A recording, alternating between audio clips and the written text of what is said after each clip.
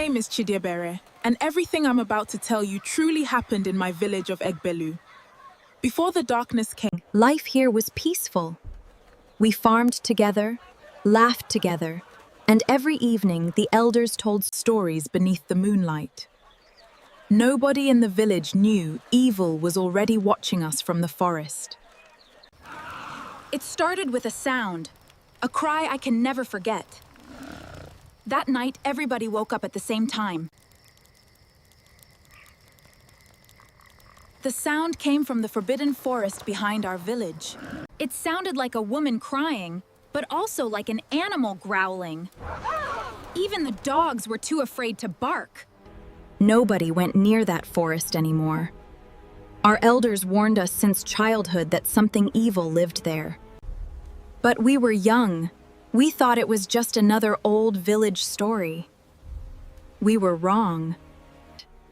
3 days later, a little boy named Chike disappeared. I still remember his mother screaming his name through the village. We searched everywhere, but all we found was his basket near the forest path. That was the moment fear entered Egbelu. The elders called the village diviner that same night. I watched from behind the crowd as he threw cowries onto the ground. then suddenly, his hand started shaking. I had never seen fear in an old man's eyes before.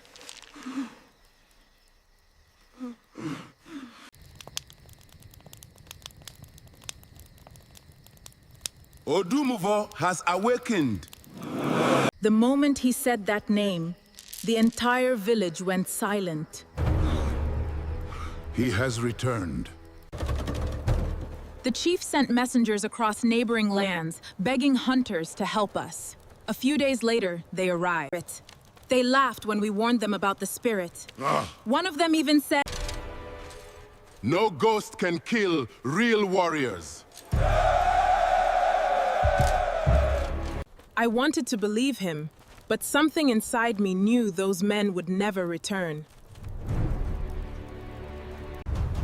At sunrise, the hunters entered the forest. The whole village watched silently as the trees swallowed them one by one. By nightfall, none of them had returned. The next morning, one of them came back. But whatever entered that forest was no longer human.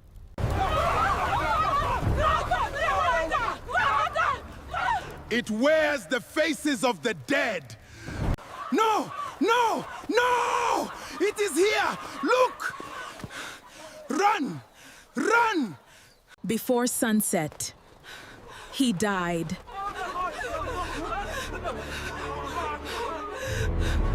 After that night, nobody slept peacefully again.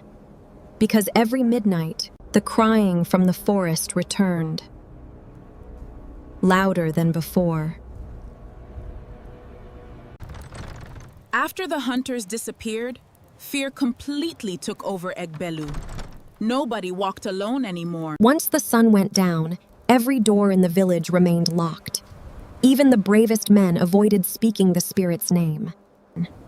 Then the disappearances became worse. Every morning, somebody was missing. Some people claimed they heard voices calling their names outside at night. Others swore they saw red eyes watching from the darkness. A few days later, another group of hunters arrived. These men were different. They were famous warriors from the northern mountains, men rumored to kill lions with their bare hands. Their leader was a man named Ogidi. No spirit born from darkness can defeat real warriors. The villagers cheered when they heard those words, but I noticed something strange.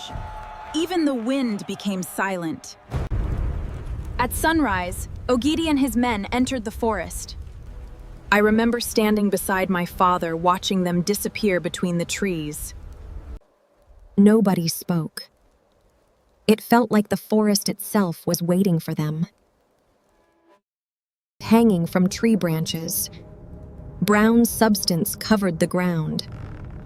But nobody was found. That was the moment people truly lost hope. Some families fled before sunset.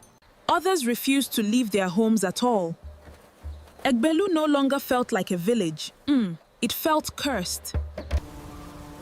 Then one evening, he arrived, a stranger nobody had ever seen before.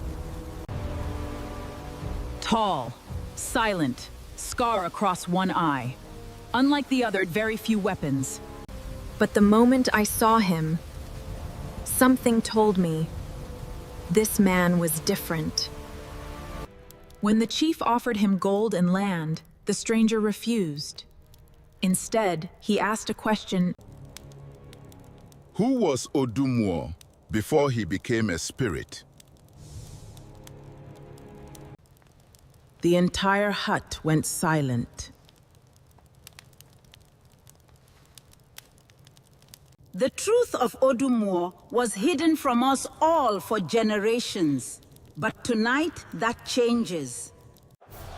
Before becoming a spirit, Odumuo was once the greatest warrior Egbelu had ever known. He protected the village during wars and defended our people without fear. But during the final war, the elders betrayed him. They believed sacrificing one man would save the entire village, so they abandoned Odumuo inside the forest to die. As he lay dying beneath the trees, Odumuo cursed the village with his final breath. Egbelu will never know peace again. Unlike the other hunters, Obinna did not prepare for battle with weapons alone. That night, he carried strange items into the forest. Things I did not understand at the time. I watched Obinna disappear into the forest alone. Unlike the others, he showed no fear. It was almost as if he already understood what waited for him inside.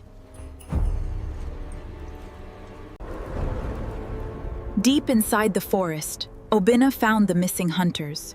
Not alive, but Not completely gone either. Their spirits remained trapped among the trees. Then Obinna finally came face to face with the spirit itself. The moment it appeared, the entire forest became silent. Another hunter has come to die. For the first time in many years, Odumuo stopped attacking. Obinna did something no hunter had ever done before. He spoke to the spirit like a man, not a monster. Your pain turned into darkness, but revenge will never bring you peace.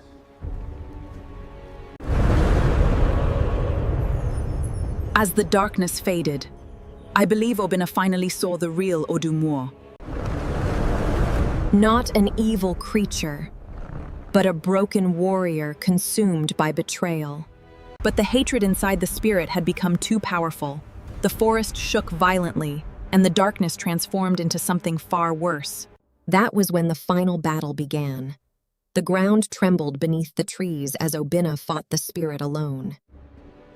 Then Obinna removed the sacred charm from his neck, a relic blessed by ancient priests long ago. With one final strike, Obinna ended the curse of Egbelu forever. At last, I can rest.